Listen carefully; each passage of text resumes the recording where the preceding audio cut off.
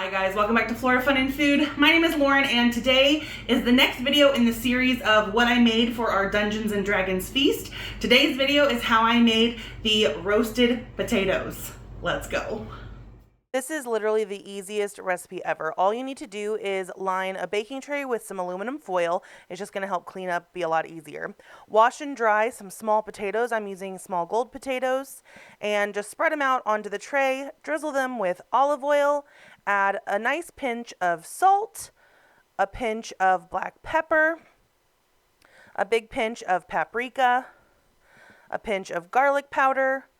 And then finally a pinch of onion powder, and then just roll them around on the tray to get every single potato coated in oil and all those spices. Super easy. Stick it into a 450-degree oven for about 20 minutes and then check on them. I wanted mine to be nice and charred, so I left them in a little bit longer, probably about 30 minutes.